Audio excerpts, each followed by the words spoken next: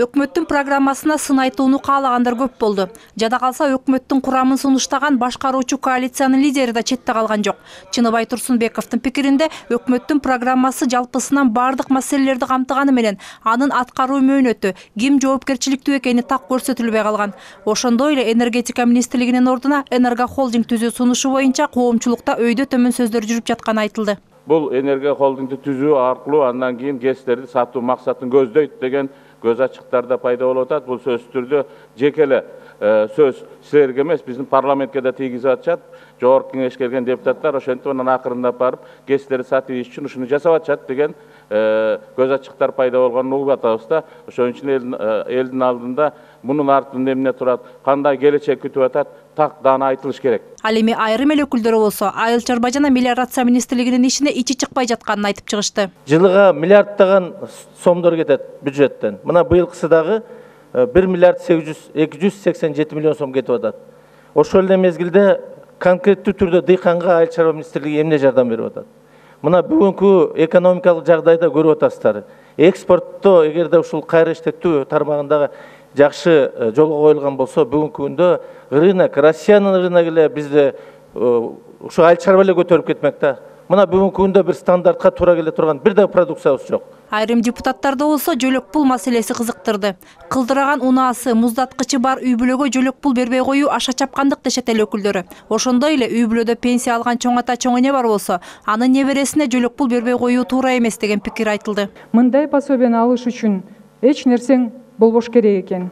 Мыйзамда жазылгандай аз камсыз болгон үй-бүлө эмес, жарды, жакыр болушун керек экен. Же кайра эле коррупциялык жол менен мындай укукту сатып алышың керек. Сенде эптеп кылдырган машинаң болбошу керек экен, малың болбош керек экен, жериң болбош керек экен. Ал тургай балдардын чоң ата чоң энеси болбош керек экен. Анткени эгерде алар пенсия ала турган болсо, балдары ошондой жөлөк пулду ала албайт, неберелери ошондой жөлөк пулду ала албай калат экен.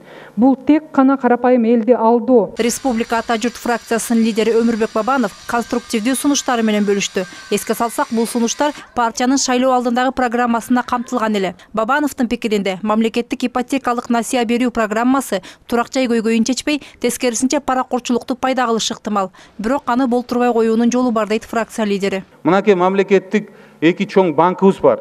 Арды тажрыйбалуу мынакей банкирлер бар. Капиталдык вложенияга 18 миллиард сом жыл сайын кетип атат. 2 миллиард сомду жумшасаңар, компенсация кылып эле.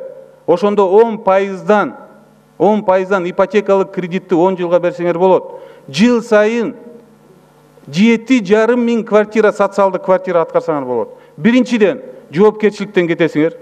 Экинчиден жанагындай башкаруу структуралар кишилер керек жок болот, айлык акысы керек жок болот. Дагы аларга жана помещение издеп жүрбөйсүңөр. Ал эми коопсуз шаар долбоорун бүтүндөй өлкө аймагына жайылтып, коопсуз өлкө кылуу зарылдыгы айтылды. Мындай жол менен 1 миллион 200 миң унаадан түшкөн айып пул аркылуу эле мамлекетке 4,5 миллиард сом киреше табууга болот. Ал эми энергетика министрлигинин ордуна энергохолдинг түзүү идеясында фракция лидери сын калды. Энергохолдинг маселени чечпейт. Сиз айтып атасыз, корпоративное управление болот деп атасыз.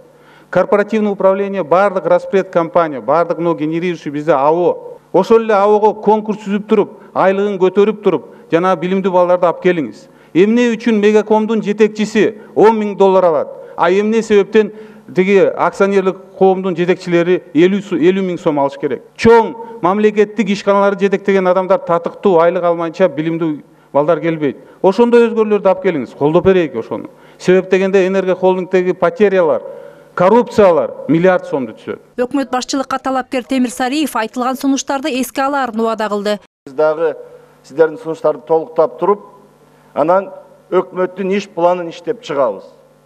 Ошол иш планда жана сиздер көтөрүп аткан конкреттүү ким жооп берет, кайсы мөөнөттө аткарылат, акчасы каяктан табылат, ошол иш чаралар аткарылганда кандай жыйынтыкка келебиз, эгер келбесе кандай иш чаралар кабыл алынат деп ошол бар деп ошол жерде жазылат.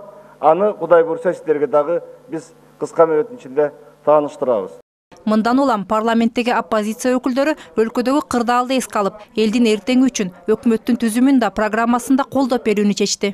Кыскача коммунисттен соң депутаттар электрондук түрдө ачык добуш беришти. Өкмөттүн программасына 112 депутаттын 109 макул деп добуш берип, 3 каршы болду. Ушундай эле жол менен өкмөттүн жаңы курамында көпчүлүк добуш менен колдоп беришти.